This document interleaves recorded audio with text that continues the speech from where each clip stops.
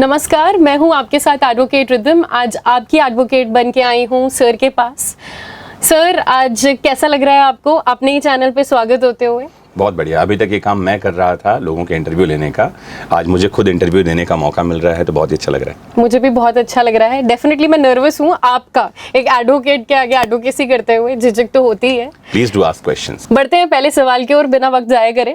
Sir, मैं आपसे ये पूछना चाह रही हूँ कि एक बड़ा ही बेसिक क्वेश्चन है जो सबके जहन में आता है, कमेंट सेक्शन में हमें मिलता है, लेकिन बात यह है कि उसका जवाब हमें आमतौर पे मिलता नहीं और एक फिक्स आंसर नहीं मिलता है। वो ये कि आपकी प्रिपरेशन के दौरान आपकी एफआईआर पे क्या इम्पैक्ट पड़ सकता है। एफआईआर होना, नहीं होना, होने के चांस बनना, या एक सिविल डिस्प्यूट होना या एक क्रिमिनल डिस्प्यूट होना, ये किस तरीके से आपकी प्रिपरेशन को अफेक्ट करता है?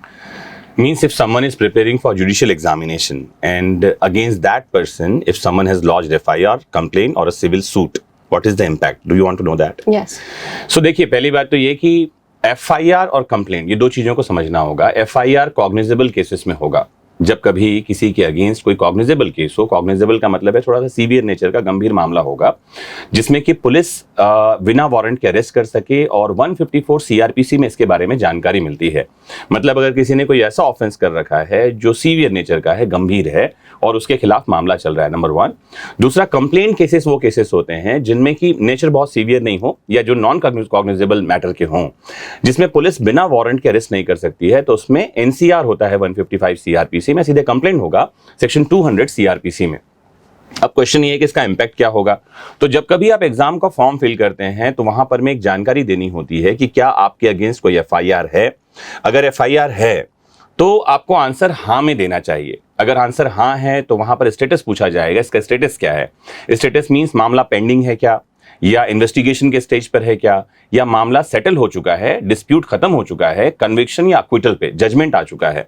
तो ये जानकारी हमें देनी होती है। तो पहली बात तो मैं समझा दूं कि हर एक स्टेट में high court service and recruitment rules हैं, उन रूल्स को पढ़ना होगा। रूल्स क्या कहते हैं मैं आपको साफ साफ समझाऊं कि एफआईआर का होना या कंप्लेंट का होना ये एलिजिबिलिटी को खत्म नहीं करता, आपकी एलिजिबिलिटी बनी रहती है। इन्वेस्टिगेशन या इंक्वायरी किसी को अपराधी नहीं ठहराता। इसके लिए मैं कोट करना चाहूंगा यूडीएचआर 1948 आर्टिकल 11 पे हम जाएंगे तो वहां लिखा हुआ है कि प्रिजम्पशन ऑफ इनोसेंस, जब तक कोई कॉम्पिटेंट कोर्ट किसी को कन्विक्ट नहीं कर देती तो उसको इनोसेंट माना जाना चाहिए। मींस अगर आप इनोसेंट हैं तो आप एग्जाम के लिए एलिजिबल हैं। और यही मामला पूरा समाप्त हो गया, सुन लिया गया, हियरिंग खत्म हो गई और जजमेंट अक्विटल पे आया है, अगर दोष मुक्ति हुई है, तो आपको समझा दूं मैं, ये ऐसे मामलों में कोई भी व्यक्ति एलिजिबल ही रहता है, उसकी एलिजिबिलिटी खराब नहीं हो जाती। अगर कन्विक्शन हुआ है तो एलिजिबिलिटी नहीं रह जाती। मतलब ये कि अगर दोष सिद्धि हुई है तो आप सरकारी नौकरी के लिए ये योग्य नहीं हैं।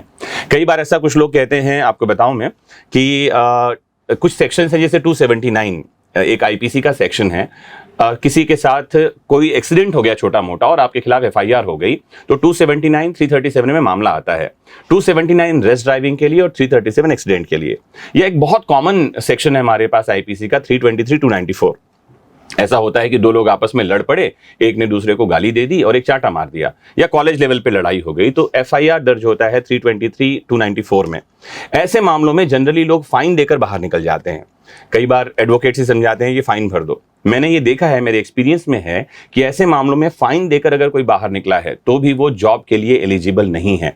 इसके अलावा जब हम रिक्रूटमेंट रूल्स देखेंगे हाई कोर्ट के, तो उसमें कुछ सेक्शंस हैं जहां पर एफआईआर हो गया है तो भी व्यक्ति एलिजिबल नहीं रह जाता है। जैसे मर्डर केस है, 307 का केस है, 376 का केस है। ऐसे कुछ केसेस हैं जिनको बहुत गंभीर माना जाता है और ऐसे मैटर में अगर चार्जशीट फाइल हो गई है, चार्ज फ्रेम कर लिए गए हैं और अक्विटल हो रहा है, चार्ज फ्रेम करने के बाद जब अक्विटल होता है तो ये अक्विटल मेरिट्स पर होता है। ध्यान रखना, मेरिट्स का मतलब ये है कि वांट ऑफ एविडेंस, एविडेंस नहीं मिला हो या कुछ और हुआ हो, क्योंकि चार्ज फ्रेम करने का मतलब है प्राइमा फेसी तो मामला बन रहा था, मतलब ये आदमी इन्वॉल्व था, इसकी एलिजिबिलिटी खराब हो जाती है। तो अगर कोई एफआईआर है तो टेंशन लेने की जरूरत नहीं है। गलत फंसाया जा रहा है तो सीधे हाईकोर्ट पहुंचिए, 482 सीआरपीसी में मामला कैश करवाइए और आप एग्जाम के लिए एलिजिबल हैं। बहुत ही बढ़िया। तो इससे मेरे मन में सवाल ये आता है सर कि जैसे आपका कहना ये है कि अगर आप पे एफआईआर हो गई है तब भी आपकी प्रिपरेशन अफेक्ट नहीं होगी। अफेक्ट आपकी प्रिपरेशन तब हो सकती है जब आपके पास कॉन्विक्शन का टैग है, यानी कि अक्विटल भी नहीं। एफआईआर होने के बाद भी आप एग्जाम देने के लिए एलिजिबल हैं। एग्जैक्टली। आप FIR होने के बाद भी एग्जाम देने के लिए एलिजिबल हैं, मामला कोर्ट में पेंडिंग है तो भी एलिजिबल हैं। बस ध्यान रखें कि कन्विक्शन नहीं होना चाहिए, सिर्फ फाइन का भी कन्विक्शन नहीं होना चाहिए। तो हमें ये बात ध्यान रखनी है कि अगर आप पे FIR हो चुकी है, उसके बाद आप अपने अधिवक्ता खुद बने और अपना केस फाइट करके उसे जीतें। कोशिश करें कि जो केस का कॉन्सिक्वेंस है वो आप ही के फेवर में आए और आपके पास अक्विटल यानी कि दोष मुक्ति आए। मैं सर ये जानना चाहती हूँ कि FIR और कंप्लेंट दोनों का एक ही इम्पैक्ट रहता है प्रिपरेशन पे, या दोनों को अलग तरीके से हैंडल किया जाता है?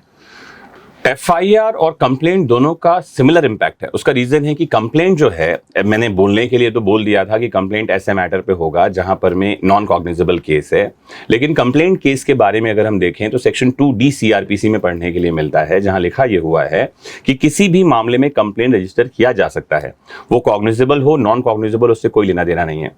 तो अगर मैटर कोर्ट में पेंडिंग है, मतलब आपके नाम पर अगर कोई भी केस कोर्ट में पेंडिंग है और अगर वो क्रिमिनल केस है, तो आपको बहुत सावधानी बरतने की जरूरत है। ठीक है। और मैं सर ये जानना चाहूंगी कि सपोज अगर हम प्लेंटिफ हैं किसी केस में, जिसका मतलब है हमने एक सिविल दावा लगा रखा है, तो क्या उस केस में भी हमारी प्रिपरेशन या हमारी सिलेक्शन अफेक्ट होती है? नहीं, सिविल केस का कोई लेना देना नहीं है आपके मैटर से। अगर आपने कोई केस लगा रखा है या आपके अगेंस्ट कोई सिविल केस चल रहा है, तो इसका आपके जॉब से या किसी भी गवर्नमेंट जॉब से कोई लेना देना नहीं है, इसका कोई इम्पैक्ट नहीं होता। और अगर आप विक्टिम हैं और आपने FIR लॉन्च करी है किसी के अगेंस्ट, तो क्या उसके सर्कमस्टांस में? ये भी अच्छा क्वेश्चन है, क्योंकि आज ही मेरे पास सुबह एक स्टूडेंट आया था, उसने किसी के अगेंस्ट केस फाइल कर रखा है, वो पूछ रहा था इसका मेरे जॉब पर क्या इम्पैक्ट होगा। अगर आप विक्टिम हैं तो आपके प्रिपरेशन पर, आपके गवर्नमेंट जॉब पर इसका कोई फर्क नहीं पड़ेगा, तो आप बिल्कुल सेफ हैं। चलिए, बहुत अच्छा लगा जान के। तो हमें ये खुशखबरी मिली है उन सब स्टूडेंट्स के लिए जिन पे FIR हो रखी है, होने के चांस है, या कोई भी ऐसी परिस्थिति बन रही है कि आपकी प्रिपरेशन ये चीज़ नहीं रोक सकती है। अगर आप लगे हुए हैं तो आप जम के तैयारी कीजिए, और हाँ, लोगों के लिए या लोगों को न्याय दिलाने से पहले स्वयं के लिए न्याय इकट्ठा कीजिए। तो बढ़ते हैं सर हम अगले क्वेश्चन की ओर। मैं ये जानना चाहती हूँ सर, टैटू जो कि बहुत आम है आजकल के टाइम में, पहले भी रहा है बट अब बहुत फ्रीक्वेंट हो गया है और विजिबल एरियाज पे रहता है बॉडी के, तो क्या ये आपकी प्रेपरेशन अफेक्ट करती है? और अगर ये अफेक्ट करती है तो कौन से एग्जाम्स में अफेक्ट करती है और कहाँ ये एलिजिबिलिटी में नहीं आता है?